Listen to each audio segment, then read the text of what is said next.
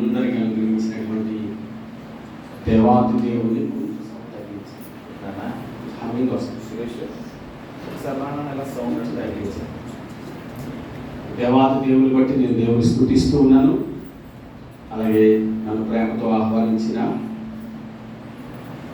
దైవజనులు, అభిషక్తులైనటువంటి దైవ సేవకులు, కరప, రాజనగరు, ఇంకా కొన్ని పరిసర ప్రాంతాల్లో అద్భుతమైన సేవ చేస్తున్నటువంటి దేవుని సేవకులు బట్టి ఈ దేవుని స్తుతిస్తున్నాను. మా ఆత్మీయ బంధం అందరి బట్టి దేవునికి మహిమ కలుగును గాక. అలాగే మాస్టమ్ గారిని బట్టి కూడా నేను దేవుని స్తుతిస్తున్నాను. కుడి ఉన్న పెద్దలను బట్టి కూడా నా హృదయపూర్వకమైన వందనాలు. అలాగే కుడి ఉన్న సహోదరులందరికీ, మా స్నేహితులు, ఒక రకంగా చెప్పాలంటే మనందరం కలిసి దేవుని స్తుతించబోతున్నాం. ఈ అందరిని బట్టి దేవునికి మహిమ కలుగును గాక. హల్లెలూయా. 127వ కీర్తన 4వ వచనంలో ఈ మాట రాయబడింది.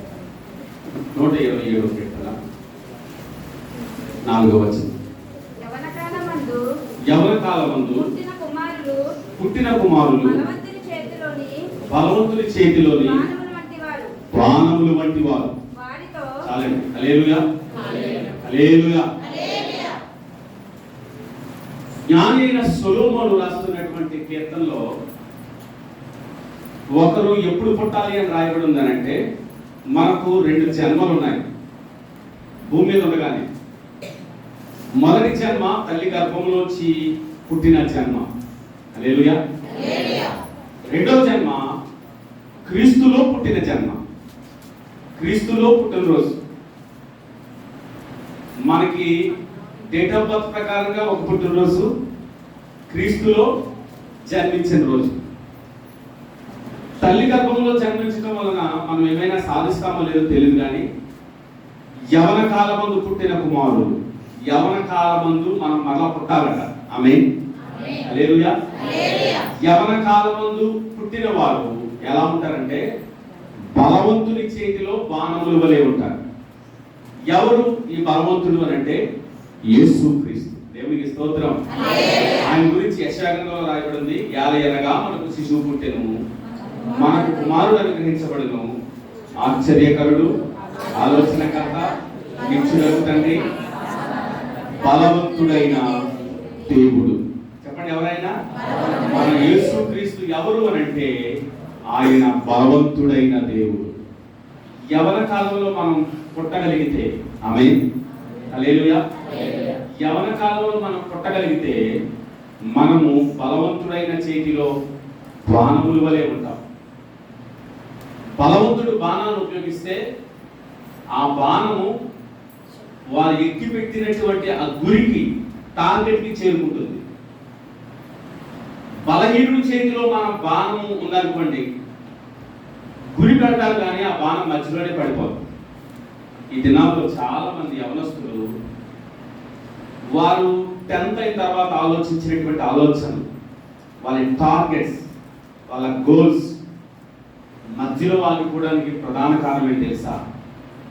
మనము బలవంతుని చేతిలో ఉండట్లేదు, మనల్ని బలహీనపరిచే వాడి చేతిలో ఉంటున్నాం. బలహీనపరిచే వారు ఎవరు అని అంటే అపవాది. అపవాది ఏ విషయంలో కూడా మనల్ని సక్సెస్ చేయనివ్వడు.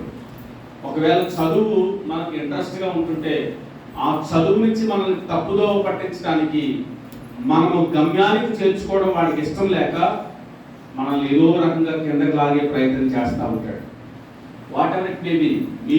మీరు ఇక్కడ ఈ మాటలు వింటున్న వారి జీవితాల్లో ఏ రీతిగా ఆ వెనక్కి లాగబడ్డారో నాకైతే తెలియదు. కొంతమందికి ఏమండి లోక సంబంధమైనటువంటి వ్యసనాలు అనే విషయాలతో వెనక లాగవేయబడతారు, లేదా కొంతమందికి చెడు తిరుగుళ్ళు అనేటువంటి విషయాల్లో వెనక లాగవేయబడతారు. కొంతమందికి యవన కాలం దాకా పాస్ట్ గారు చెప్పినట్లుగా హార్మోనియల్ బ్యాలెన్స్ జరిగినప్పుడు ప్రేమ అనబడినటువంటి 2 అక్షరాల వ్యామోహంలో అపవాది మనల్ని కిందకి లాగవచ్చు. కానీ మనం అనుకున్న గమ్యానికి చేరాలి అంటే మనం ఎవరి చేతిలో ఉండాలంటే బలవంతుడైన యేసయ్య చేతిలో ఉండాలి. హల్లెలూయా. బలవంతుని యవన కాలంలో పుట్టిన కుమారులు బలవంతుని చేతిలో బాణములు వంటి. అలాంటి 2 బాణాలు మీకు పరిచయం చేస్తాను. క్రిస్మస్ లో ఉన్నారు వాళ్ళిద్దరు. యేసుక్రీస్తు లోకానికి రావడానికి వాళ్ళ పని ఎంతైనా ఉంది. దేవుడు ఆ ఇద్దరు యవనస్తులు ఎన్నుకున్నాడు. లేడీస్ ఫస్ట్ అంటారు కదా, అంటారండి. అందుకనే మా బాయ్స్ అంతా వెనకాల కూర్చున్నారు, లేడీస్ ఫస్ట్ అంటారు కాబట్టి. మీరు మమ్మల్ని ముందుకు రానరు, కానీ వాళ్ళు చూసారా మంచోళ్ళు వెనకాల కూర్చున్నారు. ఏంటి రోజు రావడం మమ్మల్ని చెడ్డోళ్ళు అంటే మిమ్మల్ని చెడ్డోళ్ళు అన్నారమ్మా? అనలేదు, వాళ్ళు మంచోళ్ళు అన్నానంటే. హల్లెలూయా, హల్లెలూయా. ముందుకు వచ్చారు కాబట్టి అనే చెడ్డోడే. ప్రసన్నలు అందరూ మంచోళ్ళు కదండి, దేవునికి స్తోత్రం. హల్లెలూయా. ప్రసన్నలు అందరూ మంచోళ్ళు కదన్నా, రైట్. నేను లేడీస్ ఫస్ట్ ఎందుకంటే క్రిస్మస్ లో ఒక యవ్వన స్త్రీ ఉంది. ఆ యవ్వన స్త్రీ యేసుక్రీస్తు లోకానికి పరిచయం చేయడానికి పనిచేసింది. నిజానికి యవ్వన కాలంలో ఆవేశం ఎక్కువ. చెప్పండి, ఏమి ఎక్కువ అండి? చాలా సంవత్సరాల క్రితం బ్యాంక్పేట అని కాకినాడ దగ్గర బ్యాంక్పేట అనే ఒక ప్రాంతంలో నేను ఒక యూత్ కి ఇలాగే యవనస్తులకి నేను ప్రతి ఆదివారం సాయంత్రం యవనస్తులు క్లాస్ చెప్తూ ఉండేవాడిని. మిమ్మల్ని అందరూ చూసినప్పుడు నాకు చాలా సంతోషం అనిపించింది. నేను ఫస్ట్ సండే స్కూల్ స్టూడెంట్ని, ఆ తర్వాత సండే స్కూల్ టీచర్ని, ఆ తర్వాత యూత్ లీడర్ని, ఆ తర్వాత ఇప్పుడు పాస్టర్ గారిని అన్నమాట. మీరు అందరూ దేవుని సేవలో ఉందురుగాక. దేవుని సేవలో ఉండడం అంటే ఇలా నాకులాగా బైబిల్ ఎక్కువ వాక్యాలు చెప్పాల్సిన అవసరం లేదు. దేవుని పరిచర్యకు సహకరించిన వాళ్ళందరూ దేవుని సేవకులే. ఆమేన్ చెప్పండి. హల్లెలూయా. కాబట్టి ప్రియమైన వాళ్ళరా, యవన బ్యాంక్పేట్ లో ఒకరోజు ఒక ఫాదర్ నాకు ఫోన్ చేశారు. ఇలాగే ఒక అమ్మాయి ఫాదర్ ఫోన్ చేశారు. ఆయన ఫోన్ చేసి ఒకసారి, బాబు మా ఇంటికి రండి ప్రసన్న గారు, మా అమ్మాయి 3 రోజుల నుంచి ఆనందం తినలేదండి అన్నారు. ఆనందం తినలేదండి అంటే నేను వాళ్ళ ఇంటికి వెళ్ళాను అనమాట. ఆ అమ్మాయితో మాట్లాడతాను కదా, మీరు చెప్తే వింటారేమో అని నేను వెళ్తే ఆ అమ్మాయి లోపల ఉంది రూమ్లో. నేను ఆ రూమ్లోకి వెళ్ళాను. ఏమ్మా ఫోన్ చేయలేదంట, ఎంత మొన్న కదా ఎంతలో జాయిన్ అయ్యో, ఫోన్ చేయలేదంటే అని అడిగారు. అయితే ఆ అమ్మాయి ఏం చెప్పిందంటే, మా డాడీ నాకు ఫోన్ కొని ఇవ్వట్లేదా అని అన్నారు. ఫోన్ కొని ఇవ్వట్లేదా? ఏమండి ఫోన్ కొనివ్వచ్చు కదండి అంకుల్ గారు, పాపకి చదువుకుంటుంది కదా, కాలేజ్కి వెళ్ళాలంటే ఫోన్ ఉండాలి కదా అంటే ఆయన చెప్పిన సమాధానం ఏంటంటే, ఆయన చేసే వృత్తి ఏంటంటే రిక్షా తొక్కుతాడండి. చెప్పండి, ఏం తొక్కుతాడు? రిక్షా తొక్కుకొని వాళ్ళ కుమార్తెను చదివించుకుంటూ ఉన్నాడు. వాళ్ళు ఉన్న ఇల్లు అద్దెలు. అయ్యా పాస్టర్ గారు, ప్రతి ఆదివారం సాయంత్రం మీ దగ్గరికి యవనస్తుల ప్రాంతానికి వస్తుంది కదా ఈ అమ్మాయి, మీరు ఏం చెప్తున్నారు నాకు అది తెలియదు, కానీ ఈ అమ్మాయి ఆయన తెలియక ఎలా అన్నాడండి, చాట ఫోన్ కొనిమ్మంటుందండి. ఏ ఫోన్ అంట అంటే ఇప్పుడు వెడల్పుంటుంది. ఇప్పుడు అది చాట ఫోన్ కామన్ అయిపోయి ఒక 5 ఏళ్ళ క్రితం మాట చెప్తున్నాను. 5 సంవత్సరాల క్రితం, ఒక 7 సంవత్సరాల క్రితం అయితే పెద్ద ఫోన్లు సాధారణంగా అందరి చేతులు ఉండేవి కాదు. ఎవరి పిల్లలకి కీప్యాడ్ సెల్ ఇచ్చేవారు. అయ్యా నా దగ్గర ఉన్నది ఫోన్ ఒకటే, శాంసంగ్ ఫోన్, చిన్న ఫోన్ ఉంది ఆయన దగ్గర. నా దగ్గర ఉన్నది ఇది ఒకటే. నేను ఏం చేస్తున్నానంటే, మా ఇంట్లో కమ్యూనికేషన్స్ అన్నీ, మా ఇంట్లో లావాదేవీలన్నీ ఈ ఫోన్ ద్వారానే జరుగుతాయి. మా అమ్మాయి చదువుకుంటుంది కదా అని చెప్పి నా ఫోన్ ఆ అమ్మాయికి ఇచ్చేస్తున్నాను. ఆ ఫోన్ వద్దట అర్జెంటుగా 5,000 అప్పు చేసి పెద్ద ఫోన్ కొనాలంటే ఇప్పుడు ఎలా అవుతుందండి నా జీవితంలోని అని అన్నాను. కాబట్టి ప్రియమైన వాళ్ళ ఈ దినాల్లో నేను విషయాన్ని ఎందుకు చెప్పానంటే, ఆ అమ్మాయి యవ్వన కాలంలో చాలా ఆవేశంగా ఆలోచన లేకుండా ప్రవర్తిస్తుంది. నేను ఆ విషయాన్ని మీ దగ్గర ఎందుకు గుర్తు చేశానంటే, యవనస్తులు సాధారణంగా ఆవేశపడతారు కానీ ఆలోచించరు. ఆలోచించే ప్రవర్తన మన జీవితాల్లో ఉండదు. కానీ నేను ఇందాక చెప్పినట్లుగా యవన కాలంలో మనం బలవంతుడైన చేతిలో బాణముల వలె ఉండాలన్నా, ముఖ్యంగా క్రిస్మస్లో ఉన్నటువంటి నేను చెప్పబోయే ఇద్దరు యవనస్తుల వలె క్రీస్తును లోకానికి పరిచయం చేయాలన్నా మన జీవితంలో ఖచ్చితంగా ఉండాల్సింది ఏంటంటే ఆలోచన. చెప్పండి, ఏంటండి? చూడండి, క్రిస్మస్ లో ఆ ఇద్దరు యవనస్తుల గురించి నేను చెప్తాను. మొట్టమొదటిగా లూకాసు సువార్త 2వ అధ్యాయం.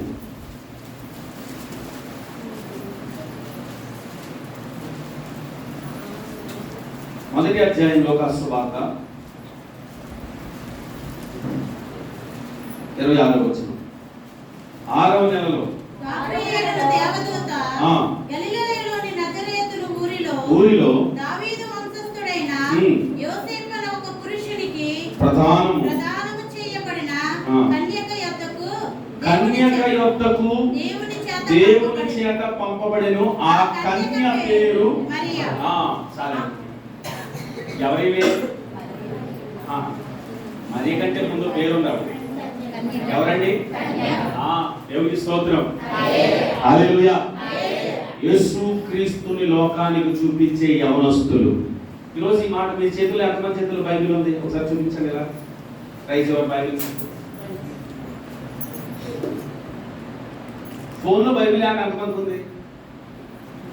ఫోన్లో లేదా అండి? ఫోన్ అంటే బైబిల్ తెచ్చుకోలేదు, మీ ఫోన్ ఎత్తండి. అదే బైబిల్ ఎందుకు తీసారమ్మా మీరు? నేను ఇక్కడ పట్టుకున్నాను కదా. దేవునికి స్తోత్రం. ఈ బైబిల్ అందరూ నమ్ముతున్నారా అండి? ఈ బైబిల్ నమ్ముతున్నారా? ఈ బైబిల్ నమ్మే ఎవరైనా కానీ తెచ్చండి. Thank you. ఈ బైబిల్ నమ్మే ఎవరైనా కానీ ఈ బైబిల్లో ఉన్నటువంటి దేవుణ్ణి, మనల్ని దేవుడు ఎందుకు పుట్టించాడో మాట చెప్తున్నాను. ఈరోజు ఒక ప్రసన్న కుమార్ లేదా మనలో అందరూ మనల్ని దేవుడు ఎందుకు పుట్టించాడంటే, నేను పుట్టాను, పెరిగాను, పెళ్లి చేసుకున్నాను, పిల్లల్ని కన్నాను, ఉద్యోగం చేశాను, నా పిల్లలు కూడా బాగా చదివించాను, వాళ్ళకి ఉద్యోగం వచ్చింది, నా ఆయుష్ అయిపోయింది, చచ్చిపోయాను అంతే అని కాదు. దేవుడు మనల్ని ఈ లోకంలో ఉంచింది.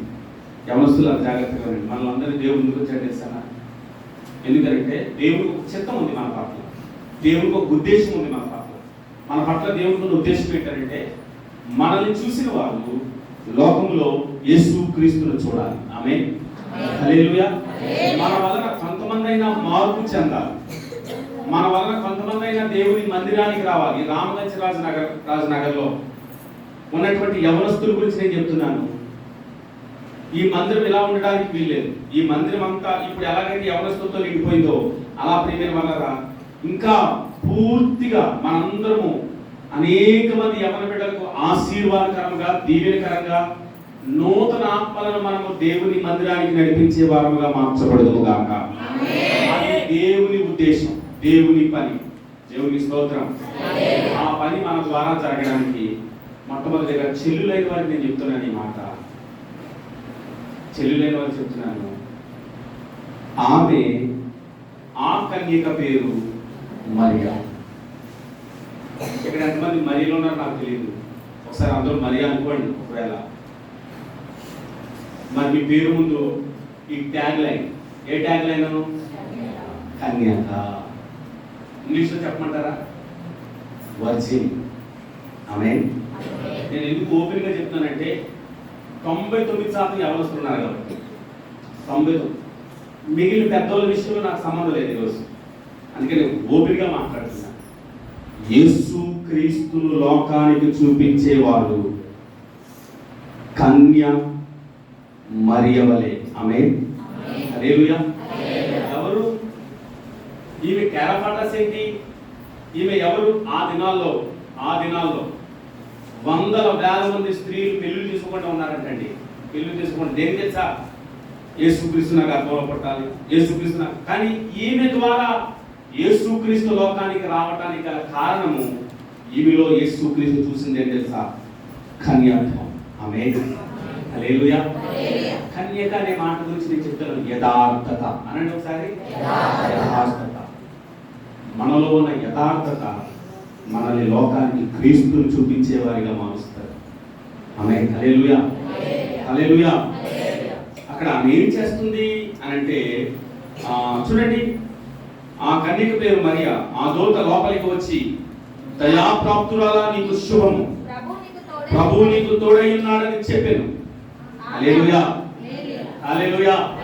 ఒకవేళ మనం దేవునికి ఇష్టంగా బ్రతకగలిగితే, దేవునికి నీతిగా మనం బ్రతకగలిగితే, యథార్థతను కాపాడుకోగలిగితే మనుషుల తోడు లేకపోవచ్చు.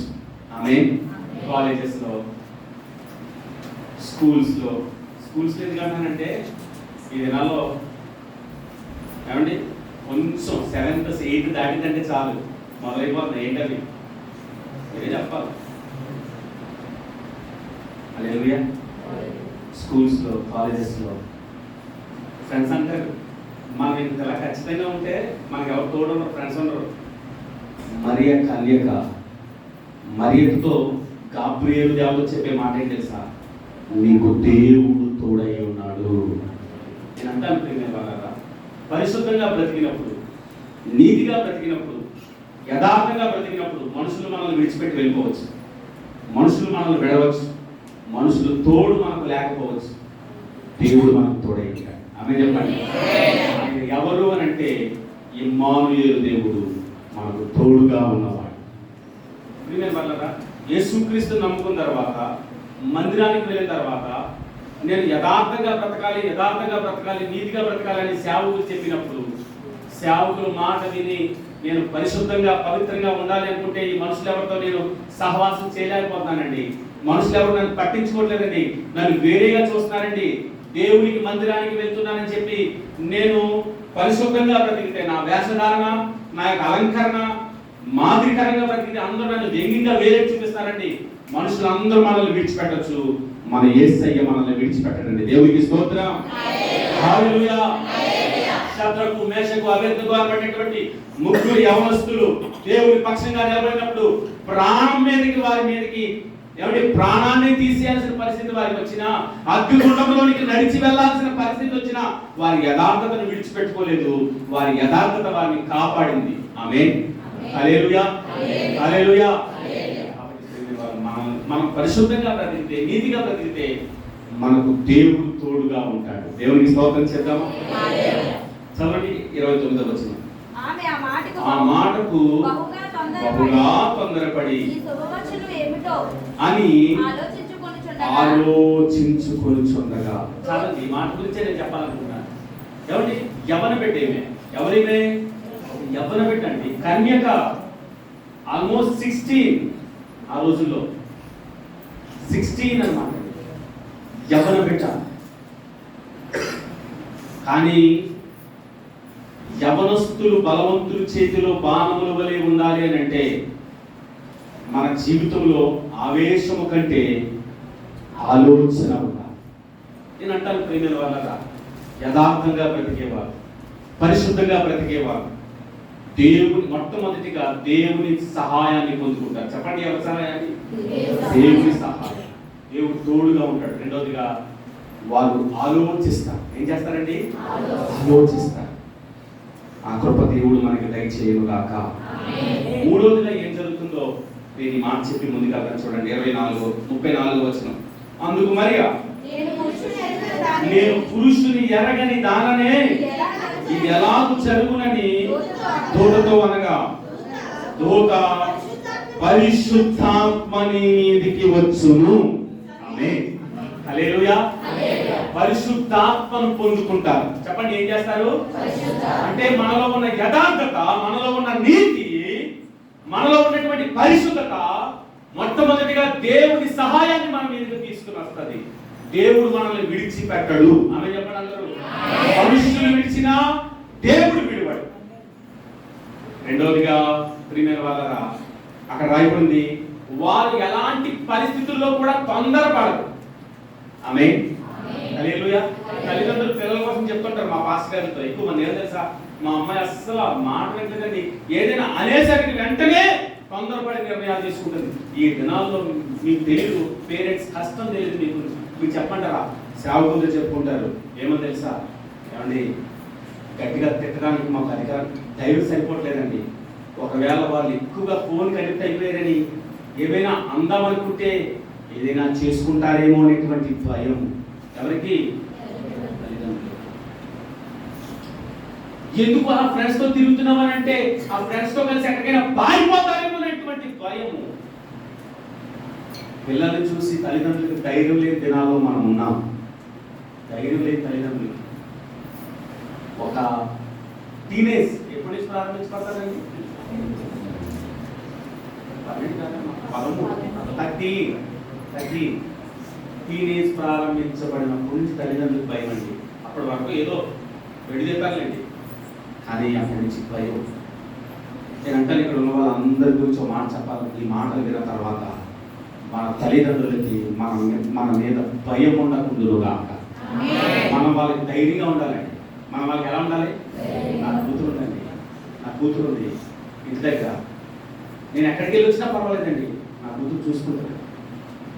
ఎవరైనా ఇంటికి చుట్టాలు వచ్చినా నా కూతురు చూసుకుంటుందండి, నా కుమార్తె చూసుకుంటుంది, ఆ ముందు నాకు ధైర్యం, ఆ ముందు నాకు ధైర్యం. హసీనా అని ఒక ముస్లిం అమ్మాయి అండి, హసీనా పేరు. నేను ట్యూషన్లో క్లాస్ చెప్తా ఉండేవాడిని, మన పిల్లలకి టీచర్గా క్లాస్ చెప్తూ ఉండేవాడిని. ట్యూషన్లో క్లాస్ చెప్తుంటే హసీనా అని ఒక 7th క్లాస్ ఆడపిల్ల నన్ను చూసిన వెంటనే చాలా ప్రేమగా నాతో మాట్లాడేది అనమాట. దగ్గర నుంచి అన్నయ్య అంటూ హత్య చేసుకునేది. నాకు కూడా అమ్మాయి అంటే ఎంతో ఇష్టం, అభిమానం పెరిగింది. ఒక ముస్లిం అమ్మాయి రంజాన్ వస్తే నా ఇంటికి పిలిచి వాళ్ళ అమ్మగారితో చేసినటువంటి సేమియా నాకు పెట్టేది. క్రిస్మస్ వస్తే నేను ఎంతో చర్చికి అమ్మాయిని తీసుకుని వెళ్ళిపోయేవాడు. చాలా హ్యాపీగా మంచి అమ్మాయి. కానీ వాళ్ళ పేరెంట్స్ అదేంటో ఆ అమ్మాయికి అనుమానం. వాళ్ళ పేరెంట్స్ అనుమానంతో ఏం చేస్తారో తెలుసా అండి, వాళ్ళు ఎప్పుడు బయటకు వెళ్తున్నా ఒక అపార్ట్మెంట్ ఫ్లాట్, రాజీవ్లో కలిపి అపార్ట్మెంట్స్ ఉంటాయి, మీకు తెలుసుకోలేదు, చాలా చిన్న ఫ్లాట్స్ ఉంటాయి. అపార్ట్మెంట్లో వాళ్ళ చోట ఉండేవారు. నాకు సంబంధించినటువంటి బంధువుల అపార్ట్మెంట్ పైన ఉన్నారు, నేను తరచూ అప్పుడప్పుడు వస్తూ ఉండేవాడు. ఈ అమ్మాయి వల్ల ఎందుకు వాళ్ళ పేరెంట్స్ అంత అనుమానం కలిగిందో నాకు తెలియదు. ఆ అమ్మాయి అలాంటి ఉద్దేశంతో ఎప్పుడు ఎవరి దగ్గర లేదు, నేను చూడలేదు. వాళ్ళ పేరెంట్స్ నాతో ఒక 2 సార్లు అన్నారు, మా పాప అంటే మాకు ఎందుకో డౌట్ అంటే. ఎందుకంటే మీ పాప అంటే అంత డౌట్? నేను అడిగాను, ఎందుకంటే మీకు తెలియదండి అనేవారు. నన్ను మీకు తెలియదండి అనేవారు. వాళ్ళ పర్సనల్ విషయాలు నాకెందుకులే, నేను కూడా పట్టించుకునేవాడిని కాదు. కానీ వాళ్ళు ఎప్పుడైనా ఊరు వెళ్తే ఏం చేసేవారంటే ఆ అమ్మాయిని లోపల పెట్టి బయట తాళం వేసుకొని ఊరు వెళ్ళేవారు. చాలా బాధ అనిపించేది. హసీనా ఎక్కడ ఉందంటే, నేను పైగా మా సిస్టర్స్ పైన ఉండేవాళ్ళు, నేను పైకి వెళ్ళి కింద హసీనా కనబడలేదేంటి అని అంటే, మీకు తెలియదన్నయ్య వాళ్ళ అమ్మ వాళ్ళ నాన్న ఆ అమ్మాయి లోపల పెట్టి తాళం వేసుకుని వెళ్ళిపోయారు. ఒకరోజు రాత్రి 8 నేను మా సిస్టర్స్ వాళ్ళ ఇంటికి వచ్చాను. నేను పైకి ఎక్కుతుంటే వాళ్ళ తల్లిదండ్రులు అమ్మాయి హసీనా తలుపుతీ అంటారు. వాళ్ళు తీయలేదు అమ్మాయి. వీళ్ళు తాళం వేసుకుని వెళ్ళిపోయారట, ఉదయం వెళ్ళిపోయారట. సాయంత్రం వచ్చారు, తలుపుతీ అంటారు. అమ్మాయి మరి ఎంత లోన్లీగా ఫీల్ అయిందో, ఎంత ఇన్ఫీరియారిటీగా ఉందో నాకు తెలియదు. కానీ నేను పైనుంచి పై ఫ్లాట్ నుంచి కిందకు వచ్చాను. ఏమైంది అంకుల్, ఏమైందనంటే హసీనా తలుపు తీయట్లేదు బాబు అని అన్నారు. నేను కొంచెం ఇప్పుడు ముసలోని అయిపోయాను, కానీ అప్పుడు కొంచెం పొరవాళ్ళు ఉండేవాడు లేండి. ఒక్క పంతో నేనమాట డోర్ని అంతే. మీరు నమ్మరు, నా కళ్ళెదురుగా ఒక బాడీ అలాడుతుంది. ఎందుకు ఈ రోజుల్లో పిల్లలంటే తల్లిదండ్రులకు అంత భయం? ఎందుకు ఈ రోజుల్లో పిల్లలంటే తల్లిదండ్రులకు అంత ఇన్ఫీరియారిటీ? నేను చెప్పాను, మీరు అవమానించడం వల్ల ఈ అమ్మాయి చనిపోలేదు. నిజానికి ఉదయం వెళ్ళిపోయిన పేరెంట్స్ సాయంత్రం వరకు రాలేదంటే ఎన్ని రకాలుగా ఆలోచించుంటుందో లోపల అమ్మాయి. నాకు ఆ దృశ్యం ఎప్పుడు నేను తలంచుకున్నా ఇప్పటికీ అలా కళ్ళ ముందు కనబడుతుంది. అది నేను అంటాను, అనుమానించడం పేరెంట్స్ తప్పైతే అనుమానించేలా చేసుకోవడం హసీనా. పిల్లలుగా యవన బిడ్డలుగా మన మీద మన తల్లిదండ్రులు ధైర్యవంతులుగా హల్లెలూయా. తల్లిదండ్రులు చెప్పుకోవాలండి. ఏమని తెలుసా, మా అమ్మాయి మేము ఎక్కడికి వెళ్ళినా పర్లేదు, ధైర్యంగా ఉంటాం. ఒకవేళ ఈ మాటలు వినే వాళ్ళందరూ ఈ మాటలు మీ పేరెంట్స్ మీరు ధైర్యాన్ని కలిగించేవారే ఉండొచ్చు, కానీ ఎవరో 2-3 ఉండొచ్చు కదా. మీ పేరెంట్స్కి మీరు భయాన్ని పుట్టిస్తున్నారా? దేవుడు మీ వల్ల ఏమంటే నేను అంటాను, ప్రియమైన వాళ్ళ మనం పరిశుద్ధంగా బ్రతికితే, యథార్థంగా బ్రతికితే ఒకటి దేవుడు తోడై ఉంటాడు. చెప్పండి, ఎవరు తోడై ఉంటారు? అమ్మా మరియా, నీకు దేవుడు తోడు. కంగారు పడకు అని వెంటనే అమ్మాయి ఏం చేస్తుంది తెలుసండి, తొందర పడిపోవట్లేదు, టెన్షన్ పడిపోవట్లేదు, అమ్మో నా జీవితం అంతా అయిపోయింది, నాకు అవమానం ఇప్పుడు అని ఆలోచించట్లేదు, ఆలోచిస్తుంది. ఆమేన్. అంటే ఇన్ఫీరియారిటీ ఫీల్ అయిపోవట్లేదు. కంగారు పడట్లేదు, జస్ట్ ఆలోచిస్తుంది ఏం జరుగుతుంది అని ఆలోచిస్తే గాబ్రియేలు ఆమెలో చెప్పిన మాట ఏంటంటే పరిశుద్ధాత్మ నీ మీదకి వచ్చు.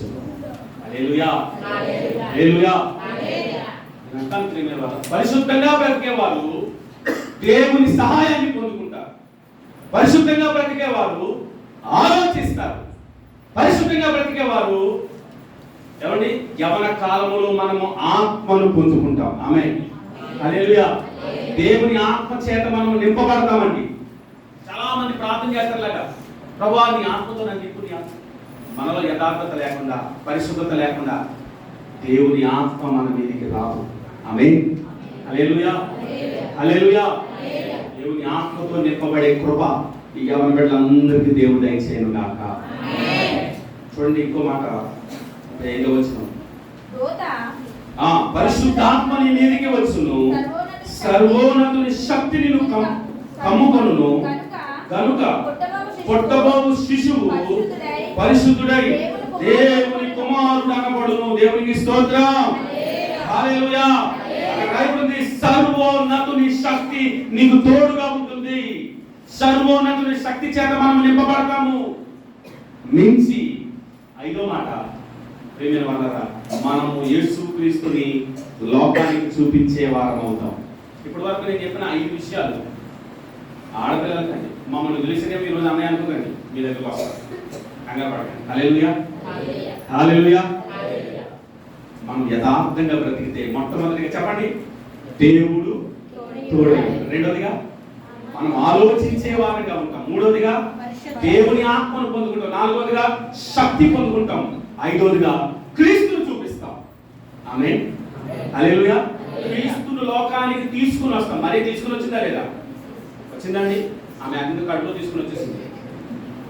మనము కూడా మన హృదయాల్లో క్రీస్తును లోకానికి చూపించే వారంగా మార్చబడతాం యథార్థంగా మనం బ్రతికితే. దేవునికి స్తోత్రం చేద్దామా? ఈసారి అన్నయ్య దగ్గరికి వెళ్దాం. అన్నయ్య దగ్గరికి వెళ్ళి ఒక అన్నయ్య గురించి నేను మీకు పరిచయం చేస్తాను. మత్తయి సువార్త, మత్తయి సువార్త.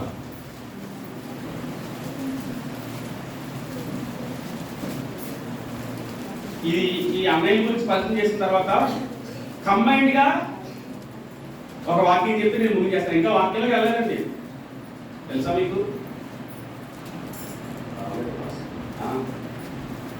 కంగారు త్వరగా ముగించేస్తారు. ఈ అన్నయ్య గురించి ఒకసారి వెళ్దాం. చూడండి 18వ వచనం, మొదటి అధ్యాయం 18వ వచనం. యేసుక్రీస్తు జనన వెలువెట్లనగా ఆయన తల్లి అయిన మరియా యోసేపునకు ప్రదానము చేయబడిన తర్వాత వారేకము కాకమునుపు. ఆపండి, హల్లెలూయా. సేమ్ పదాలు మనకి అప్లైబుల్ అన్నమాట. వారేకము కాక మునుపు. ఆమేన్, హల్లెలూయా. యవన బిడ్డలుగా సొలొమోను అంటున్నాడు 127 కీర్తనలో, యవన కాలమందు పుట్టిన వారు, యవన కాలమందు జన్మించిన వారు. అది యవన కాలంలో పుట్టడం ఏంటండి? దేవునికి స్తోత్రం. ఏమండి, నికోదేముతో యేసుక్రీస్తు వారు అంటారు, నికోదేమా నువ్వు మళ్ళా పుట్టాలి అని అంటారు. అదేంటంటే నేను నా వయసు అంతా అయిపోతుంది మళ్ళీ పుట్టడం ఏంటంటే, నీవు కొత్తగా జన్మించిన వాడైతే తప్ప నా రాజ్యానికి వారసుడు కావు. యవన కాలంలో పుట్టిన కుమారులు బలవంతుడి చేతిలో బాణములు వంటి వారు. మనందరము బలవంతుడైన యేసయ్య చేతిలో బాణముల వలె ఉందుము గాక. ఆమేన్, హల్లెలూయా. దానికి మొట్టమొదటి అడిగాడు తెలుసా? వారేకము కాకమునుపు, వారేకము కాకమునుపు జరిగిన పరిస్థితి అన్నమాట. అంటే మన యథార్థతను, మన పవిత్రతను పరిశుద్ధంగా కాపాడుకునే కృప దేవుడు మనకి దయచేయను గాక. ఆమేన్, హల్లెలూయా, హల్లెలూయా. కొన్నిసార్లు కష్టంగా ఉంటుంది, కానీ అది సాధించేయడం దేని వల్ల అవుతుంది తెలుసా? ప్రార్థనా జీవితం వల్ల అవుతుంది. మనం ప్రార్థించే వారం అయితే, మన వాక్యాన్ని చదివే వారం అయితే పరిశుద్ధతను కాపాడుకోవడం ఈజీ. చాలా మంది అనుకుంటారు నా కోరికలను, నా యొక్క ఈ లోక సంబంధమైనటువంటి టెంప్టేషన్ కంట్రోల్ చేసుకోవడం ఈజీ కాదని అని అనుకుంటారు. కానీ ఎవరు పెడుతుందో నేను చెప్తున్నాను, ప్రతిరోజు రోజుకి 3 అధ్యాయాలు చదవండి. ఎన్ని అధ్యాయాలండి? అంటే 3 అధ్యాయాలు, రోజుకు 3 అధ్యాయాలు చదవండి. అట్లీస్ట్ ఒక అరగంట ప్రార్థన చేసుకోండి. అరగంట ప్రార్థన ఎక్కువసేపు నేను చెప్పట్లేదు, అది మన వల్ల కాదు. 3 అధ్యాయాలు చదవండి, చాలా ఈజీ. 3 అధ్యాయాలు ఒక 10-15 నిమిషాలు చదివచ్చు. ఒక అరగంట ప్రార్థన చేసుకోండి, ఇలా లేచిన వెంటనే. వీలైతే నైట్ పడుకునేటప్పుడు కొంతసేపు ప్రార్థన చేసుకోండి. పరిశుద్ధతను కాపాడుకోవడం ఎలా ఉంటుందో మనకు తెలుస్తుంది. దేవునికి స్తోత్రం. హల్లెలూయా, హల్లెలూయా. చూడండి, వారు ఏకము కాక మునుపు ఆమె పరిశుద్ధాత్మ వల్ల గర్భవతిగా ఉండేది.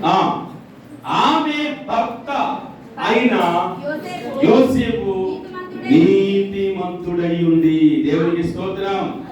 హల్లెలూయా, హల్లెలూయా. యేసు క్రీస్తుని లోకానికి పరిచయం చేయాలనుకునే యవన బిడ్డల గురించి నేను చెప్తున్నాను. బలవంతుడైన యేసయ్య చేతిలో వానముల వలె ఉండాలనుకునే యవన బిడ్డల కొరకు నేను చెప్తున్నాను. వారు పరిశుద్ధతను కాపాడుకోవాలి. రెండవదిగా నీతిగా బ్రతకాలి. చెప్పండి, ఎలా బ్రతకాలండి? ఆయన గురించి యేసుక్రీస్తు సాక్ష్యం ఇస్తున్నాడు. దేవుడే ఒక సాక్ష్యం పలుకుతున్నాడు యోసేపు కోసం. ఏమో తెలుసా? యోసేపు నీతిమంతుడు. దేవునికి స్తోత్రం. ప్రార్థించేవారు పరిశుద్ధంగా బ్రతుకుతారు. అని అందరూ ఒక మాట, ప్రార్థించేవారు పరిశుద్ధంగా బ్రతుకుతారు. ప్రార్థించేవారు నీతిగా బ్రతుకుతారు. చెప్పండి, ప్రార్థించేవారు నీతిగా బ్రతుకుతారు. మూడవదిగా ఇక్కడ నేను కంబైన్డ్ గా చెప్పాలనుకున్న ఆలోచన 20వ వచనం. అతడు ఈ సంగతుల గురించి ఆలోచించుకొనుచుండగా. చాలండి, హల్లెలూయా. దానికంటే ముందు మాట చదువుతారా? ఆమె భర్త అయిన యోసేపు నీతిమంతుడై ఉండి ఆమెను అవమానపరచనొల్లగా. చాలండి, హల్లెలూయా, హల్లెలూయా. ఈరోజు ప్రియమైన వారి యవన బిడ్డలు, ఎంత మందిని మనం అవమానపరుస్తున్నామో తెలుసా? మన తల్లిదండ్రులు మనం అవమానపరుస్తున్నాం కొన్నిసార్లు. ఏమండి, చాలా మంది అంటారు, నీ కొడుకు ఏంటంటే కవిలా తిరుగుతున్నాడు, నీ కొడుకు ఏంటంటే ఇష్టానుసారంగా ప్రవర్తిస్తున్నాడు అని చెప్పి ఈ మాట మీ మనసులో అనుకోండి. ఎన్నిసార్లు నా వలన నా తల్లిదండ్రులకు అవమానం కలిగింది. మించి ఈ లోకానికి మనల్ని పంపించిన మన దేవునికి ఎంత అవమానం మన వల్ల. హల్లెలూయా. మనలందరినీ ఎందుకు దేవుడు రక్షించుకున్నాడు తెలుసా? మీకు తెలియదేమో. ఏమంటే ఇప్పుడే ఉన్నపాటుగా మనం పెద్ద హాస్పిటల్కి వెళ్ళామనుకోండి, కాకినాడలో జీజెస్కి వెళ్ళామనుకోండి, యవ్వన పెట్టలు బండి స్పీడ్గా డ్రైవ్ చేసి ఏ స్తంభానికి కొట్టేసి రక్తం కారుకుంటూ చేతులు ఇరిగిపోయి ఎక్కువ శాతం అక్కడికి వచ్చేది ఎవరు తెలుసా? యవ్వనస్తులు. అంటారు ఇక్కడ కూడిన వారు అందరూ దేవుని చిత్తంలో ఉన్నారు. హల్లెలూయా.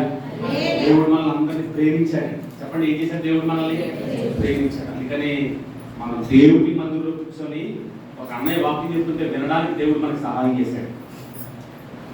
మనము ప్రియమైన వల్ల మన యథార్థతలు పరిశుద్ధతను కడదాకా కాపాడుతుండవు గాక. రెండవదిగా అక్కడ రాయబడింది, వారి వల్ల అవమానాలు కలగవు. ప్రార్థించేసే వారి వలన అవమానాలు జరగవు. ఎవరికి అవమానం? మిమ్మల్ని చదివించిన తల్లిదండ్రులకి అవమానమా? మనల్ని పుట్టించి మనల్ని పోషించి ఆయుష్నించి ఎంత చేసినటువంటి మన దేవునికి మన వల్ల అవమానమా? సంఘానికి వస్తున్న సేవకునికి మన వల్ల అవమానమా? ఎవరి వలన? మన వలన ప్రియమైన వారి ఎట్టి పరిస్థితుల్లో ఎవరికి అవమానము జరగకుండును గాక. ప్రార్థించేవారు పరిశుద్ధంగా ఉంటారు. ప్రార్థించేవారు నీతిమంతులుగా ఉంటారు. ప్రార్థించేవారు అవమానపరచలేని వారై ఉంటారు. ఆమేన్, హల్లెలూయా. నాలుగోదిగా ప్రార్థించేవారు ఆలోచిస్తారు. అక్కడే రాయబడింది. అస్సలు మన వల్ల కాదండి అది. ఆలోచన అనేది ఈ వయసులో లేదు అసలు. ఆవేశం తప్ప ఆలోచన. కానీ ప్రార్థనా జీవితం మన జీవితంలో ఆలోచించే అనుభవాలను మనం తీసుకునేస్తారు. ఎంత కష్టపడుతున్నారు నా తల్లిదండ్రులు, ఎంత కష్టపడితే ఈ యొక్క యవ్వనం నాకు వచ్చింది. ఏమండి, నా వలన నేను సంపాదించుకునేది కాదు. యవ్వన కాలంలో బలం ఎక్కువగా ఉందని, ఏమండి శక్తి ఎక్కువగా ఉందని, నన్ను ఎవరు కాదనలేరని, ఇష్టానుసారంగా నేను ఏదైనా చేస్తాను అనుకుంటున్నావేమో. నేను కన్నా తల్లిదండ్రులు నిన్ను పెంచకుండా, ఏమండి పుట్టినప్పుడే అనారోగ్యం కలిగినప్పుడే మనల్ని ఒకవేళ పట్టించుకోకుండా వదిలేస్తుంటే మనం ఈ రోజు ఎంత వయసుకి రాము. వాళ్ళ తల్లిదండ్రుల యొక్క దుఃఖము, తల్లిదండ్రుల యొక్క అవమానాన్ని మనం అర్థం చేసుకునేవారుగా ఆలోచించి ఆలోచించే వారంగా దేవుడు మనల్ని మార్చును గాక. ఆమేన్. హల్లెలూయా, హల్లెలూయా. ఎన్ని తలపులు చెప్పారండి యోసేపు కోసం? ఉన్నారా ఇక్కడ? 4 చెప్పారు. మొట్టమొదటిగా వెనకాల లైన్లో చెప్పాలి, మీరు కదమ్మా వాళ్ళు. ప్రార్థించేవారు పరిశుద్ధంగా బ్రతుకుతారు. ప్రార్థించేవారు నీతిమంతులని దేవుడి చేత పిలువబడతారు. ప్రార్థించేవారు అవమానపరచకుండా చూసుకుంటారు. నా వల్ల ఎవరికి అవమానం కాకూడదు అనండి ఒకసారి. ఆమేన్. మీ మాట దేవుడు వింటున్నాడు, అది మీ జీవితంలో స్థిరపడదు గాక. నాలుగోదిగా ప్రార్థించేవారు ఆలోచిస్తారు. ఏం చేస్తారండి? ప్రార్థించేవారు ఆవేశపడరు, ఆలోచిస్తారు. లేదురా నాయన అని చెప్తే ఎందుకు లేదని ఇంట్లో ఉన్న సామాన్యాన్ని తాగడం కాదు. ఎందుకు లేదు ఆలోచించగలిగితే యవ్వనానికి అర్థం ఉంటుందండి. ఆమేన్. ఆలోచిస్తారు. ఐదోదిగా ప్రార్థించేవారు దేవుడు చెప్పినది చెప్పినట్లుగా చేస్తారు, మాట వింటారు. ఆమేన్ చెప్పండి. ఏం చేస్తారు? మాట వింటారు. చూడండి, ఆ మాట నేను మీకు చూపిస్తాను. 24వ వచనం. యోసేపు నిద్ర మేలుకొని ప్రభువు దూత తనకు ఆజ్ఞాపించిన ప్రకారము చేసి, చాలండి. హల్లెలూయా. ప్రభువు దూత తనకు ఆజ్ఞాపించిన ప్రకారము చేసి. నిజానికి ప్రియమైన వాళ్ళరా, యోసేపుతో ప్రభు దూత ఎలా మాట్లాడింది అంటే కలలో. చెప్పండి, ఎలా మాట్లాడింది? కలలో దేవుడు దూత మాట్లాడింది, నువ్వు భయపడకు యోసేపు, నువ్వు ఆ అమ్మాయిని చేర్చుకోవడానికి నువ్వేం భయపడకు, ఆమె పరిశుద్ధాత్మ వలన గర్భవతి అయింది కనుక నువ్వేం కలవరపడకని చెప్తే, ఇలా మెలుగు వచ్చినట్టునే కలలో మాట్లాడిన దేవదూత మాటకు లోబడ్డాడు యోసేపు. మనము ఇలాలో దేవుడి వాక్యం మనతో మాట్లాడుతుంది. హల్లెలూయా. దేవుడి వాక్యం అంటే ఎవరో తెలుసా? యేసుక్రీస్తు. ఆదియందు వాక్యముండును, వాక్యము దేవుడై ఉండెను. ఈరోజు ఒక సేవకుడిని నిలబెట్టుకొని వాక్య రూపంగా దేవుడు మనతో మాట్లాడుతున్నాడంటే మాట వినాలని. సమూయేలు అనబడినటువంటి ఒక ప్రవక్త యవనస్తుడైన సౌలుతో అంటాడు, సౌలా, నిన్ను యవన కాలంలో దేవుడు రాజుగా చేశాడు, నీ ప్రార్థనా జీవితం దేవుడు చూశాడు, నీ పరిశుద్ధత దేవుడు చూశాడు, కానీ అధికారం వచ్చిన తర్వాత, బలం వచ్చిన తర్వాత మాట వినలేని స్థాయికి వెళ్ళిపోయావు. దేవుడు నీ రాజ్యాన్ని స్థిరంగా ఉంచాలనుకోవట్లేదు. విస్తారమైన బలులు అర్పించడం కంటే, నేను అంటాను ప్రియమైన వాళ్ళారా, క్రిస్మస్ కి, జనవరి 1 కి, లేదంటే ఏదైనా మీటింగ్స్ కి ఎంతో పరిచర్య చేసేసే యవన బిడ్డల కంటే ప్రతి ఆదివారం దేవుడి సేవకుడు చెప్పిన మాట వినేవారంటే యేసయ్యకి ఇష్టమండి. ఆమేన్. హల్లెలూయా. మాట వినేవారిగా దేవుడు మనల్ని మార్చును గాక. ఏమండి? వీళ్ళకి 5 మీకు 5 సరిపోయా? ఇప్పుడు నేను ఒక అరగంట సేపు దేవుడు వాక్యం చెప్తాను వినండి. అసలు కుదాక వాక్యం చెప్పలేదా అండి? వాక్యం కదా చెప్పాం మనం. అంటే ఇప్పుడు వరకు వీళ్ళ విన్నాయి కానీ మీరు విన్నాయి కానీ మన జీవితంలో అమలు అవ్వాలంటే, అవి మనం చెయ్యాలనంటే, వాటిని మనం చేత పట్టుకోవాలనంటే, ఒక యవనస్తుడైనటువంటి ఒక రాజు బైబిల్ గ్రంథంలో ఒక సామెతల గ్రంథము రాశారనమాట. పెద్దలు అంటూ ఉంటారు, యవన బిడ్డలు ఎక్కువగా సామెతల గ్రంథం చదవాలట. ఏ గ్రంథం చదవాలి? సామెతల గ్రంథం చదవాలి. ఎందుకంటే యవనస్తులు కావాల్సిన ప్రతి విషయాలు సామెతల గ్రంథంలో ఉంటాయి. సామెతల గ్రంథం చాలా చదవడానికి ఈజీగా ఉంటుంది, కానీ దాన్ని అర్థం చేసుకోవడం తెలియకపోతే అన్ని బూతులే కనబడతాయి అందులో. మీరు ఎప్పుడైనా చదివారు? సామెతల గ్రంథం చదివినా ఒకసారి చేయండి. సామెతల గ్రంథం పూర్తిగా చదివాను చెప్పండి అమ్మా, ఉంటే ధైర్యంగా ఉండే చెప్పండి. సామెతల గ్రంథం నేను పూర్తిగా చదివాను. 1, 2, 3, 4, 5, 6 ఆల్మోస్ట్ 10 మెంబర్స్ వెనకాల. అంటే మొత్తం మీద 10 మంది, ఇక్కడ మొత్తం 100 మంది ఉంటారు నాకు తెలిసి, కానీ 10 మందే సామెతల గ్రంథం చదివారు కదండి. సామెతల గ్రంథాన్ని మీరు ఇంటికి వెళ్ళిన తర్వాత బాగా చదవండి. వీలైతే ప్రతిరోజు ఒక అధ్యాయం చదవండి సామెతల గ్రంథం. సామెతల గ్రంథం చాలా జ్ఞానంతో కూడినటువంటి గ్రంథం అన్నమాట. నిజానికి మనకి ఐఏఎస్ రాయడానికి ప్రిపేర్ అవుతున్నటువంటి, సివిల్స్ రాయడానికి ప్రిపేర్ అవుతున్నటువంటి క్వశ్చన్స్ కంటే, జ్ఞానం కంటే విలువైన జ్ఞానం సామెతల గ్రంథంలో ఉంటుంది. మీరు సామెతల గ్రంథం చదివి చూడండి, అయ్యి బాబోయ్ అన్ని వేల సంవత్సరాల క్రితం ఇంత జ్ఞానయుక్తమైన మాటలు రాశారా బైబిల్లో అన్నట్లుగా మీకు అర్థమవుతుంది. సరిగ్గా అర్థం చేసుకోకపోతే అదేంటి ఇలా రాయకూడదు అన్నట్లుగా కొంచెం వేగంగా అర్థమవుతుంది. కానీ పరిశుద్ధాత్మతో నింపబడి దేవుని శక్తి చేత మనం సామెతల గ్రంథం చదువుకుంటే ప్రియమైన వాళ్ళరా, ఇందాక నేను చెప్పినటువంటి యవన కాలం ముందు పుట్టిన కుమారులు బలవంతుని చేతిలో బాణములు వంటి వారు అని నేను చెప్పినట్టుగా ఇద్దరు యవనస్తులు చూపించారు. ప్రార్థించేవారు, నీతిగా బ్రతికేవారు, వారి యొక్క యథార్థతను ఎలా కాపాడుకున్నారో నేను చూపించాను. అలా కాపాడుకోవడానికి మనము విడిచిపెట్టవలసిన, మన జీవితంలో వద్దు అనుకున్నటువంటి 7 విషయాలు నేను చెప్పేసి త్వరగా నేను వాక్యాలు ముగిస్తాను. 7 ఎంతమ్మా? 21 నిమిషాలు వాక్యం ముగిస్తాను. 7 అంటే ఒక్కొక్క మాట 3 నిమిషాలు చెప్తాను. హల్లెలూయా అనండి ఒకసారి. దేవునికి స్తోత్రం. వద్దు అనండి ఒకసారి. నేను మీకు అంటే ఇప్పుడు టైం కరెక్ట్గా 2 నిమిషాలు తక్కువ 9 అయింది. 2 నిమిషాలు తక్కువ 9. ఈ 2 నిమిషాలు మీకు తీశాను. సామెతల గ్రంథం మీ బైబిల్ ఓపెన్ చేసి సామెతల గ్రంథం 3వ అధ్యాయం తీయండి ఒకసారి. 3వ అధ్యాయం తీసారా? ఎన్ని వచనాలు ఉన్నాయి? 35 వచనాల్లో వద్దు అనే మాట ఎన్నిసార్లు ఉందో ఒకసారి ఎవరైనా లెక్క పెట్టి తప్పని చెప్తే చివరిలో మీకు వరకు గిఫ్ట్ ఇస్తానండి. ఎవరు చెప్తారు? 2 minutes, we have 2 minutes. 2 నిమిషాలు మీరు చెప్పలేకపోతే నేను చెప్పేస్తాను. Time starts now. సామెతల గ్రంథం 33వ అధ్యాయంలో వద్దు అని ఎన్నిసార్లు ఉందో?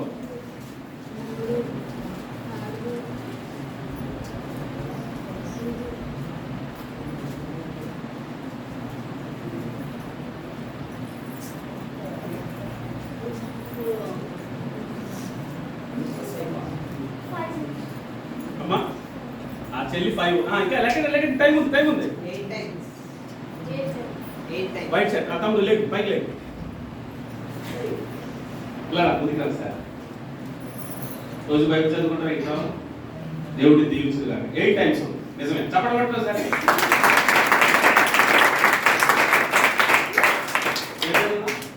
ప్రశాంత్ ఓకే. ప్రతిరోజు మనం వాక్యాన్ని చదవడం వల్ల ఇలాంటివి స్పీడ్గా చెప్పడానికి అవుతుంది. 8 సార్లు రాయబడింది. ఎన్నిసార్లు అండి? కూర్చో. Thank you. కానీ 8 సార్లు రాయబడినటువంటి ఈ వద్దు అన్న మాట 7 పాయింట్స్ గా నేను మీకు చెప్తాను. 7 పాయింట్స్. ఒకసారి ఒక చోటేమో 2 సందర్భాలని వద్దు అనే ఒక సందర్భంలోనే వాడారు. నేను 7 సందర్భాలను మీకు పరిచయం చేస్తాను. అసలు ఏమి వద్దు అని మన జీవితంలో అనుకుంటే మనం బలవంతుడైన యేసయ్య చేతిలో బాణముల వలె ఉంటాము. నిజానికి ఇందాక చెప్పినటువంటి యోసేపు వలె, నేను చెప్పినటువంటి మరియ వలె క్రీస్తును లోకానికి పరిచయం చేసే యవనస్తులుగా మనం మార్చబడతాము అని అంటే మొట్టమొదటిగా ఎన్నో వచనం రాయబడింది? 7వ వచనం. 7వ వచనం చదవండి. నేను, ఈ మాటను చెప్పండి, నేను జ్ఞానిని కదా అని అనుకొనవద్దు. చాలండి. హల్లెలూయా, హల్లెలూయా. వద్దు. ఏమొద్దు? నేను జ్ఞానిని కదా అని అనుకొనవద్దు. దేవునికి స్తోత్రం. ఈ మాటలు ఎవరికి చెప్తున్నారంటే సొలొమోను గారి యొక్క తల్లి సొలొమోను గారికి చెప్తుంది. ఏమనంటే 1వ వచనం రాయబడింది, నా కుమారుడా, నా ఉపదేశం మరొకము, నా ఆజ్ఞలను హృదయపూర్వకముగా గైకొనుము, అవి నీకు దీర్ఘాయువును సుఖజీవముతో గడుచు సంవత్సరములను శాంతిని నీకు కలుగజేస్తాయి. నా మాటలు మరవద్దు, నా మాటలు జాగ్రత్తగా విను. అమ్మా చెప్పమ్మా, ఏంటి, ఏం చేయమంటారు? మొట్టమొదటిగా ఇది వద్దు నీ జీవితంలో. ఏమో తెలుసా? నేను జ్ఞానిని కదా అని నీవు ఎప్పుడు కూడా అనుకోవద్దు. హల్లెలూయా. ఈ దినాల్లో ప్రియమైన వాళ్ళరా, నేను అంటున్నాను, దేవుని వాక్యం కంటే మించిన జ్ఞానం మన జీవితంలో ఏది లేదండి. ఆమేన్. హల్లెలూయా. నేనే తెలివైన వాడినని, నేనే జ్ఞానవంతుడని, నేనే బాగా ఆలోచిస్తానని చెప్పి రాంగ్ ట్రాక్ వేస్తూ మనము తప్పును కప్పు పెట్టే ప్రయత్నం చేస్తే, ఒక భక్తుడు ఉన్నాడు బైబిల్లో, దావీదు అనే ఒక మంచి యవనస్తుడు. కొత్తగా పెళ్ళైంది. దేవుడు అనతి కాలంలోనే అతనికి రాజసింహాసనాన్ని ఇచ్చాడు. రాజసింహాసనాన్ని ఇస్తే ప్రియమైన వాళ్ళరా, అతడు చేయవలసిన పని ఏంటంటే దేవుని కొరకు రోజుకి 7 సార్లు ప్రార్థన చేసేవాడు. చెప్పండి, ఎన్నిసార్లు చేసేవాడండి? 7 సార్లు ప్రార్థన చేసేవాడు. 7 సార్లు ప్రార్థన చేసి ప్రతిరోజు దేవుని స్తుతిస్తూ అతని రాజ్యంలో యుద్ధానికి వెళ్ళినప్పుడు, పుట్టినప్పుడు మొదలుకొని గొలియాతును చంపిన యుద్ధం మొదలుకొని అతని జీవితంలో ఓటమి ఎరగని దావీదు అన్నమాట అండి. అప్పటి వరకు ఈ ఓటమి ఎరగలేదు. కానీ ఆయన ఏం చేశాడు తెలుసండి, సాయంత్రం 4 గంటల వరకు పడుకున్నాడట. పగలంతా ఏం చేసాడో తెలియదు, మరి హాయిగా పడుకున్నాడు. రాజా ఈ టైంలో పడుకున్నాడు. రే నేను రాజు, నా ఇష్టం, నేను ఏదైనా చేస్తాను. ఈ రోజు చాలా మంది చూడండి 10 అయితే పడుకుంటారు. రే రే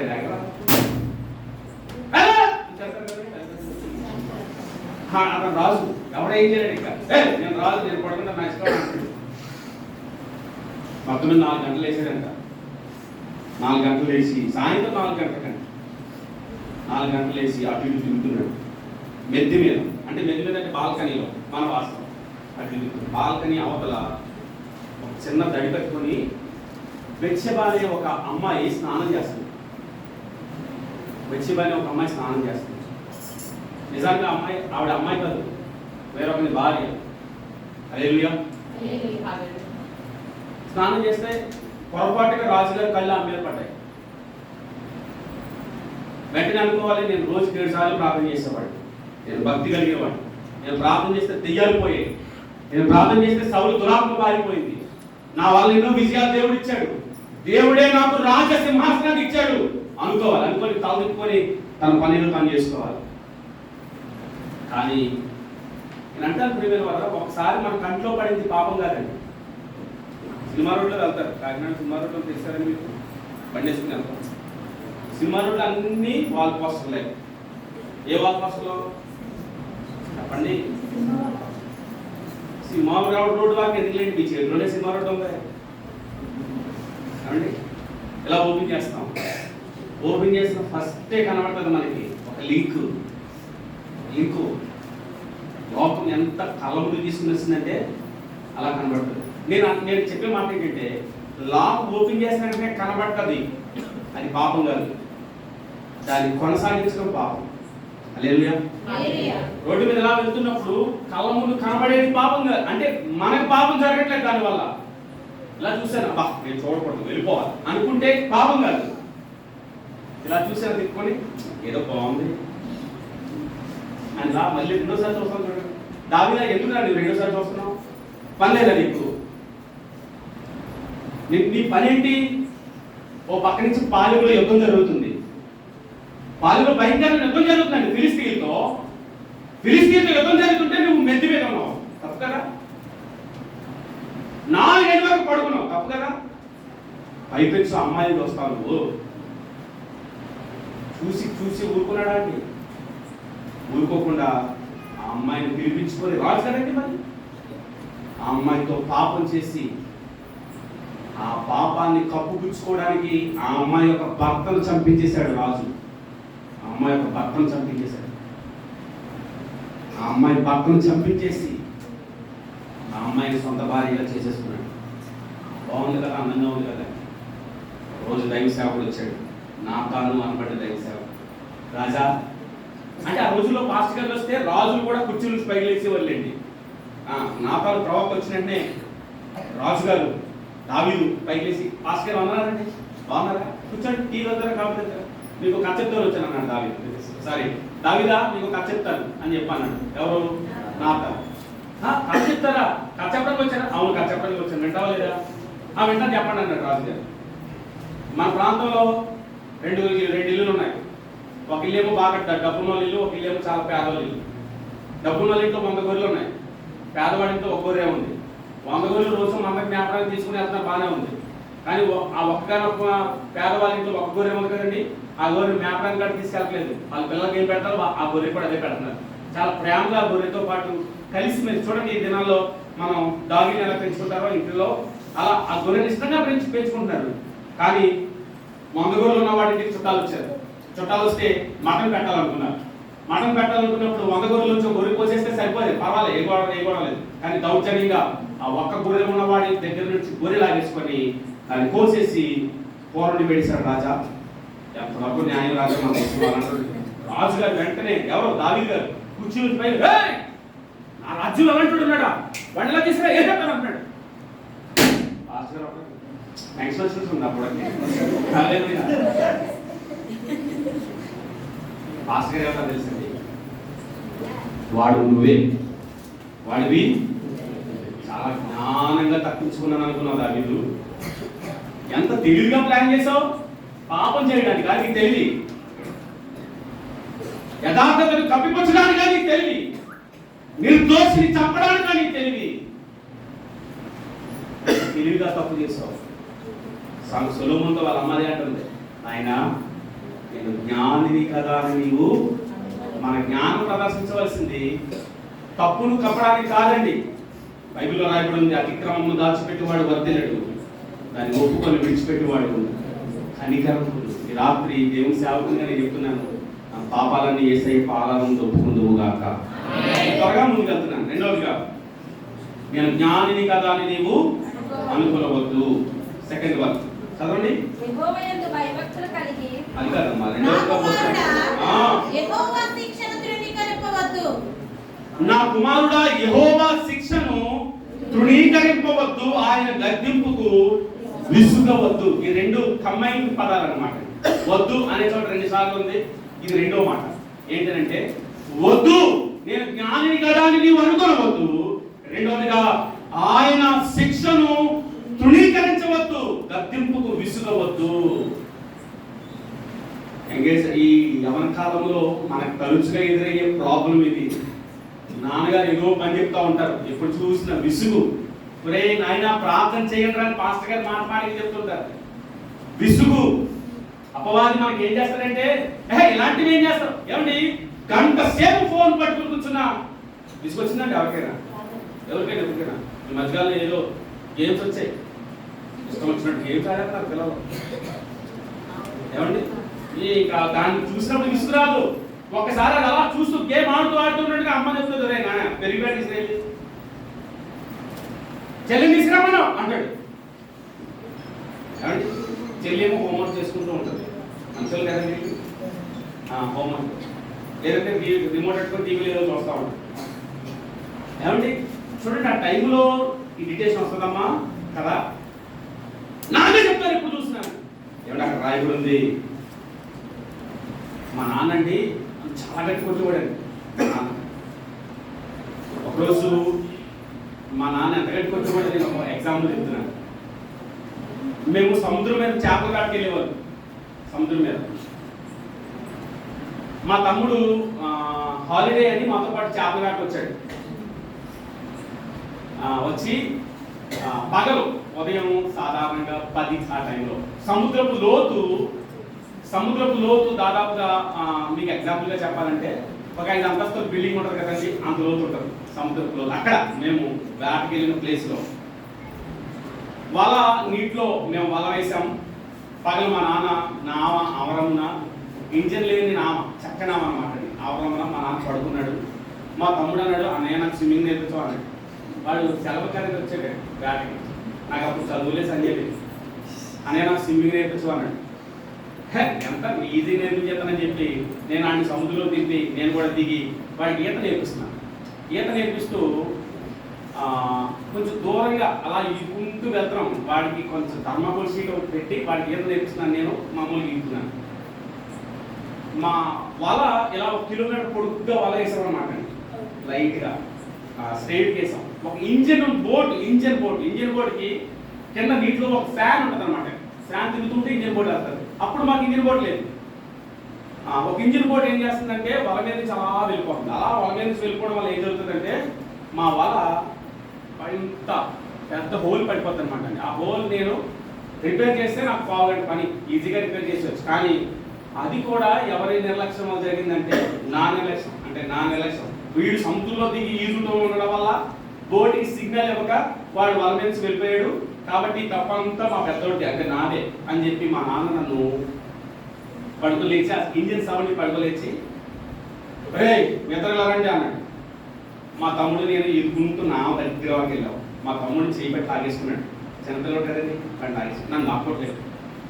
నావని తొయ్యడానికి ఒక గెడ వాడతాం మేము, అంటే ఒక వెదురు బ్యాంబు వాడతాం అన్నమాట. కొడుతూ ఉంటుంది అది, ఇక్కడి నుంచి ఆ చివరి వరకు ఉంటుంది అన్నమాట. కొడుకుగా ఆ ఎదురు పొంగుతూ నన్ను కొడుతున్నాడు. నన్ను కొడుతుంటే నేనేం చేస్తాను, బాగా సీనియర్ని ఈ స్విమ్మింగ్లో ఇక్కడ ముందు అక్కడ తేపుతున్నాను నేను, అక్కడ ముందు ఇంకో చోట తేపుతున్నాను నేను. మా నాన్న దెబ్బకి నేను దొరకట్లేదు. దొరకపోతే ఆ గడిలా పట్టుకొని ఇలా విసిరాడు. కంగారు చూసాడు మా నాన్న. నేను లోపల ఉన్నాను సముద్రంలో సగంలో కట్ అయింది. నిజానికి మీరు నమ్మరు, స్ట్రోక్ పోయింది. ఈ 5 అంతస్తులలో అవుతున్నటువంటి సముద్రం లోపలికి వెళ్ళిపోయింది అడుగు భాగం. నాకు మనసులో ఎలా అనుకుంటున్నాను, అమ్మా అని గట్టిగా అరవాలి, అమ్మా అని గట్టిగా అరిస్తే నాకు ఏదో రిలాక్స్ వస్తుంది అనేటువంటి ఒక ఆలోచన నాకు కలిగి ఈదుకుంటూ పైకి వచ్చి అమ్మా అని గట్టిగా అరిచాను. అరిచేసరికి మీకు తెలుసా అండి, గట్టిగా అనిపోతున్నాను. నాకు దాదాపుగా 13 కుట్లు పట్టాయి అన్నమాట. ఇక్కడ అంటే ఎగ్జాంపుల్గా మా నాన్న అంతగా గట్టిగా కొట్టేవాడు అని చెప్తున్నాను. నేను ఈ విషయాన్ని మీకు ఎందుకు గుర్తు చేశానంటే, బైబిల్లో రాయబడింది, తండ్రి శిక్షించిన కుమారుడు జ్ఞానము గలవాడవును అనే మాట బైబిల్లో రాయబడింది. హల్లెలూయా. పేరెంట్స్ మనము బుద్ధిమంతులుగా ప్రయోజకులుగా మార్చబడడానికి నేను ఖచ్చితంగా మాట చెప్పగలను. ఆ రోజు మా నాన్న అంతగా పుట్టాడు కాబట్టి లోకం నన్ను అడ్డుకోలేదు. ఆమె లోకం నన్ను తాకలేదు. లోకాన్ని నేను ద్వేషించాను. పరిశుద్ధంగా బ్రతకడానికి నేను ఇంట్రెస్ట్ చూపించాను. దేనికి? మా నాన్నకు భయపడి. హల్లెలూయా. కాబట్టి ఇక్కడ రాయబడింది, నా కుమారుడా యెహోవా శిక్ష అనే మాట డైరెక్ట్గా మాట్లాడుకుంటే దేవుని వాక్యాన్ని తృణీకరించవద్దు. ఏమండి, ఆయన గద్దింపునకు విసుగవద్దు. దేవునికి స్తోత్రం. హల్లెలూయా. హల్లెలూయా. మొట్టమొదటిగా ఏమండి, నేను జ్ఞానిని కదా అని. రెండవదిగా దేవుని వాక్యానికి విసుగవద్దు అనండి, దేవుని వాక్యానికి విసుగవద్దు. మూడవదిగా ఏమండి, 25వ వచనం, అకస్మాత్తుగా భయం కలిగినప్పుడు, దుర్మార్గులకు నాశనం వచ్చినప్పుడు నీవు భయపడవద్దు, యెహోవా నీకు ఆధారము. దేవునికి స్తోత్రం. హల్లెలూయా. భయపడవద్దు అని ఒకసారి. చిన్న విషయానికి భయమే కదా మనకి. ఏమంటే 10th, ఇంటర్, డిగ్రీ ఎగ్జామ్స్ ఫెయిలా పాసా, భయం భయం భయం భయం. క్రిస్మస్ అంటేనే, క్రిస్మస్ లో ఉన్న గొప్ప డైలాగ్ అని చెప్పంటారా? గాబ్రియల్ దేవదూత గొర్రెల కాపర్ల దగ్గరికి వచ్చి భయపడకూడి. ఎందుకు భయపడకూడదు అంటే మేము అన్నారంటారు. మళ్ళీ చెప్తున్నారు, మేము భయపడకూడదు అంటారు. మీరు భయపడకూడదని మాట చెప్తూనే మాకు భయం చేస్తుంది. మీరు భయపడకండి అంటే మేము ఎందుకు భయపడకూడదు అంటే దేవదూత చెప్పే మాట తెలుసా? ఇదిగో ప్రజలందరికీ కలగబో మహా సంతోషకరమైన సువర్తమానం నేను మీకు తెలియజేస్తున్నాను. దావీదు పట్టణమందు నేడు రక్షకుడు మీ కొరకు, ఈయన ప్రభువు అయిన క్రీస్తు. యేసు క్రీస్తును బట్టి మనకి భయపడకూడదండి. ఏ విషయంలో కూడా నాట్ ఫియర్. ఆమేన్. హల్లెలూయా. యేసు క్రీస్తు మనకు తోడై ఉన్న దేవుడు అండి. ఈ మాటలు వింటున్న ప్రియ యవన బిడ్డ, ఏ విషయానికి భయపడుతున్నావో, ఏ పరిస్థితికి నీవు భయపడుతున్నావో, మన జీవితంలో ఉన్న ప్రతి భయము యేసు నామములో తొలగిపోవును గాక. ఆమేన్. ఆమేన్. హల్లెలూయా. నాలుగోదిగా 28వ వచనం, రేపు ఇచ్చేదను పోయి రమ్మని నీ పొరుగు వానితో. హాస్పిటాలిటీ అనండి ఒకసారి. హెల్పింగ్ నేచర్ అన్నమాట. నీ దగ్గర సహాయం చేయగలిగిన ధనమే కావచ్చు, బలమే కావచ్చు, సమయమే కావచ్చు, నిన్ను నమ్మిన నీ ఫ్రెండ్కి సహాయం చేయడానికి రేపు చేస్తానులే అనొద్దు. హల్లెలూయా. యేసుక్రీస్తును లోకానికి చూపించడానికి, బలవంతుడైన యేసయ్య చేతిలో బాణముల వలె మనం ఉండటానికి మనం పాటించవలసినటువంటి విషయాలు చెప్తున్నాను. మొట్టమొదటిగా జ్ఞానిని కదా అనుకోవద్దు. రెండవదిగా విసుగవద్దు. మూడవదిగా భయపడవద్దు. నాలుగవదిగా రేపు చేస్తానులే అనొద్దు. ఆమేన్. హల్లెలూయా. హెల్ప్ చేయగలిగితే నేడే చేయాలి. ఎవరైనా మనం సహాయం అడిగినప్పుడు, ఎవరైనా మన దగ్గర హెల్ప్ కోరినప్పుడు చేయగలిగినంత హెల్ప్, సహాయం మనం చేయటము కాక. ఆమేన్. హల్లెలూయా. యవనస్తులైన ఎంతో మంది మిషనరీలు మన భారతదేశానికి వచ్చి ప్రాణం పెట్టారండి. నేను కొన్నవారందరితో ప్రవచనం చెప్పమంటారా? మనందరము రాబోయే దినాల్లో ప్రపంచ దేశాలకి మిషనరీలుగా మార్చబడదుము గాక. మిషనరీ అంటే అర్థం ఏంటి తెలుసా మీకు? మిషనరీ అంటే తెలియదన్నా ఒక చేతండి. మిషనరీ అంటే నాకు తెలియదండి. వాటే వండర్ఫుల్ అందరికీ తెలుసు కదండి. మిషనరీ అంటే ఏంటో చెప్తాము. గల్లి షర్ట్ తెలీదా నీకు? నీకు అర్థమైపోతుంది. వెనక బ్లాక్ అండ్ వైట్ గల్లి షర్ట్. మిషనరీ అంటే ఏంట్రా అన్న? మీరు ఎవరైనా చెప్పండి మిషనరీ అంటే ఏంటి?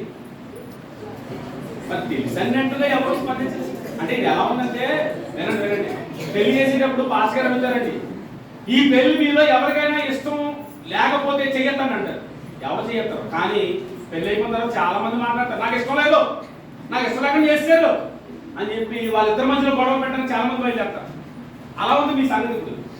అందరికీ మిషనరీ అంటే ఏంటో తెలుసు, కానీ ఎవరు ఏం చెప్పారు మిషనరీ అంటే. మిషనరీ అంటే ఏంటో చెప్తారండి. హల్లెలూయా. మిషనరీ అంటే మనం ఉన్న ప్రాంతాల నుంచి ఒక పేద ప్రాంతానికి వెళ్ళి దేవుని సువార్తను ప్రకటించడం కొరకు ధనము, బలము, సమయము కేటాయించుకునేవాడే మిషనరీ. హల్లెలూయా. మన భారతదేశానికి చాలా మంది మిషనరీలు వచ్చారు. మీ చేతుల్లో పెన్స్ ఉన్నాయా? ఉన్నాయా? మీ పెన్ కనిపెట్టేది ఒక మిషనరీ, విలియం కేరీ గారు. హల్లెలూయా. మన చేతిలో తెలుగు బైబిల్ ఉందా? ఆ బైబిల్ తర్జుమా చేసింది ఒక మిషనరీ, విలియం కేరీ గారు.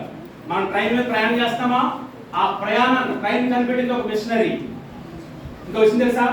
మన గోదావరి జిల్లాలకు మంచి పంటలు పండడానికి నీళ్లు వచ్చాయా? ఆ నీళ్లు మనకు తీసుకొచ్చింది, అక్కడ ధవళేశ్వరం బ్యారేజ్ కట్టింది ఒక మిషనరీ, సబ్ ఆర్ కాటన్ దొరకాలి. హల్లెలూయా. ఇలా ఎంతో మంది మిషనరీల త్యాగం ఈరోజు మన చేతికి అనేకమైన మంచి ఈవులను దేవుడు తీసుకుని వచ్చాడు. దేవునికి స్తోత్రం. నేను ఈ మాట చెప్పానంటే మన అందరూ మిషనరీలు అయిపోవాలి. ఆమె చెప్పండి అందరూ. ఇష్టం ఉందా? అది హెల్ప్ చేయడం ఇష్టమేనా? ఆమె మనం అనేక మందికి ప్రయోజనకరులుగా ఉందము గాక. వెస్ట్ బెంగాల్లో మదర్ తెరీసా అనే ఒక మిషనరీ గొప్ప పరిచయం చేసింది. ఆడపిల్లలు కూడా మిషనరీలు ఉన్నారు. కాబట్టి మనందరం మిషనరీగా మార్చబడాలి. అక్కడ ఒక దేవుడు మన దగ్గర దయచేయం గాక. అది ఎక్కడి నుంచి ప్రారంభమవుతుందో తెలుసా?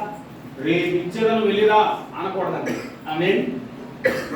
ఎవరైనా మనకు సహాయం అడిగినప్పుడు రేపు ఇచ్చేదను పోయి రమ్మని అనవద్దు. ఎవరితో? నీ పొరుగు వారితో. ఆమేన్. హల్లెలూయా. చూడండి ఐదోది 29వ వచనం చదవండి. నీ పొరుగువాడు నీ యొక్క నిర్భయముగా నివసించినప్పుడు వానికి అపకారము కల్పింపవద్దు. నీ పొరుగువాడు నీ దగ్గర, నీ ఫ్రెండ్స్ ఉన్నావు చేతను ఒకసారి. ఫ్రెండ్స్ ఉన్నావా? నాకున్నారండి. నువ్వు వెనకాల ఫ్రెండ్ని తీసుకొచ్చాను నేను.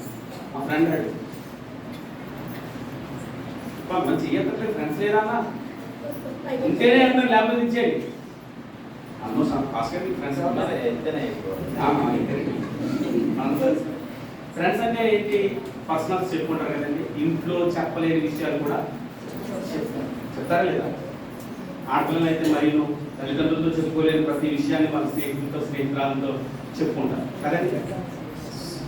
మనము ప్రపంచానికి, లోకానికి క్రీస్తును చూపించే వారముగా బలవంతుల చేతిలో బాణముల వలె ఉండాలి అంటే హల్లెలూయా.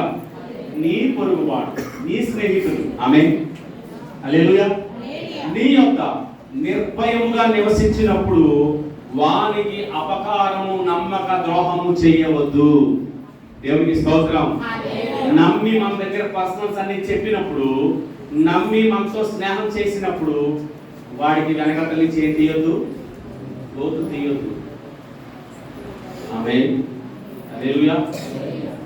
నమ్మిన వాడికి ద్రోహము చేయొద్దు. ఇస్కరియోతు యోధాలా లేకపోతున్నాం.